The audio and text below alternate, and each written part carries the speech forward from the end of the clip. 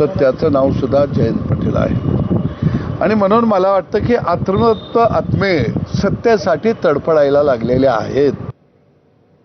आता बातमी उपमुख्यमंत्री शिंदेंच्या दिल्ली दौऱ्यासंदर्भातली आहे. ऑपरेशन टायगर यशस्वी झाल्यावर उपमुख्यमंत्री शिंदे पहिल्यांदाच दिल्ली दौऱ्यावर होते.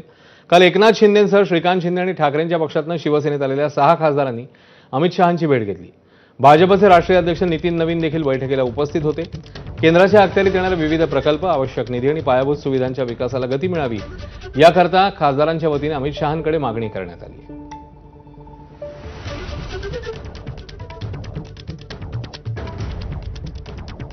6 खासदार शिवसेनेसोबत आल्यानंतर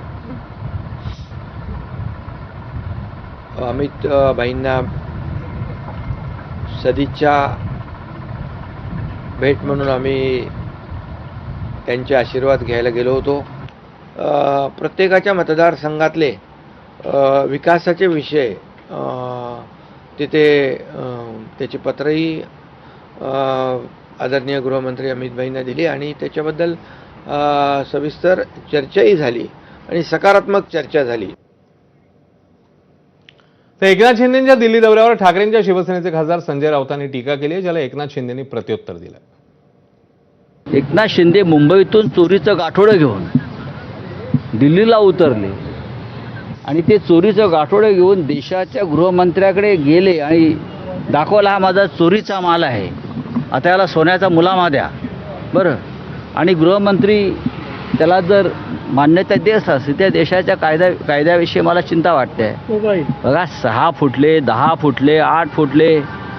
आता ज्यांच्या जीवनामध्ये, ज्यांच्या DNA मध्ये चोरी हाच एक महत्त्वाचा विषय आहे, त्यांच्याविषयी आता काय बोलायचं. चोरी कोणी केली, बाळासाहेबांच्या विचारांशी गद्दारी कोणी केली, हिंदुत्वाशी बेईमानी कोणी केली आणि त्याचबरोबर महाराष्ट्रातल्या जनतेशी जी खऱ्या अर्थाने त्यांचा विश्वासघात कोणी केला हे महाराष्ट्रातल्या जनतेने पाहिलेलं आहे आणि त्यांना धडाही शिकवलेला आहे.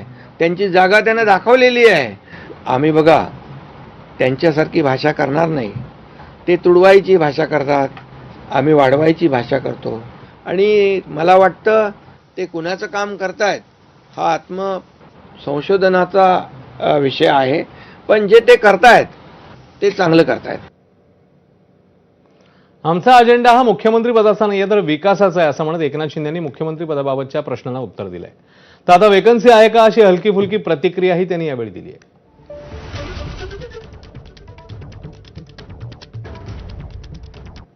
वेकेन्सी आहे का आता? अरे बाबा मी सांगतो, तुम्ही ह्या सगळ्या गोष्टी प्रत्येक कार्यकर्त्याला वाटतं. मी मुख्यमंत्री असतानाही भारतीय जनता पक्षाच्या कार्यकर्त्यांना वाटायचं देवेंद्रजी मुख्यमंत्री झाले पाहिजे. हे साहजिक आहे, कार्यकर्त्यांच्या भावना असतात. पण शेवटी बघा आमचा अजेंडा जो आहे, आमचा अजेंडा मुख्यमंत्र्याची खुर्ची मिळवणं नाही आहे. आमचा अजेंडा या महाराष्ट्रातल्या जनतेला न्याय मिळाला पाहिजे, या महाराष्ट्राचा विकास झाला पाहिजे. आणि आमची युती जी झालेली आहे विचारधारांची युती झालेली आहे, ही वैचारिक युती आहे.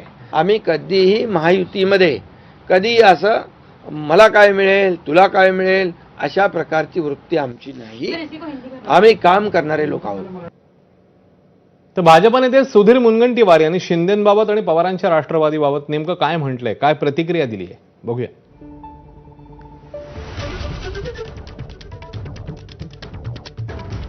कधीच कोणीही कुणाचंही महत्व कमी करू शकत नाही. त्या व्यक्तीच्या स्वतःच्या चुका त्याच्या पक्षाचं महत्व कमी करत असते. माननीय एकनाथ शिंदेजी हे आमचे मित्र आहे. जेव्हा भारतीय जनता पार्टी सत्तेत नव्हती, महाविकास आघाडीची सत्ता होती, तेव्हा सत्तेतून बंड होणं हे सुद्धा एक क्रांतिकारी पाऊल आहे. तर त्यांचं महत्व भारतीय जनता पार्टी कदापिही कमी करणार नाही. आणि असा प्रयत्न भारतीय जनता पार्टीने केला तर तो जनतेला सुद्धा खपणार. माननीय मुख्यमंत्री हे महायुतीचे सर्वोच्च नेते आहे. त्यांनी स्पष्टपणे सांगितलं की शरद पवार साहेबांची राष्ट्रवादी ही आमच्या एनडीएची घटक होणार नाही, इतक्या स्पष्टपणे. या कपोकल्पित दंतकथा आहे असं सांगितलं. आता तुम्ही जे म्हणताय हे जर माननीय मुख्यमंत्र्यांनी सांगितल्यावर 15 दिवसातच जर ते एनडीएचे घटक होतील तर जनतेच्या मनात एक नेत्यांवरचा विश्वास कमी होईलच.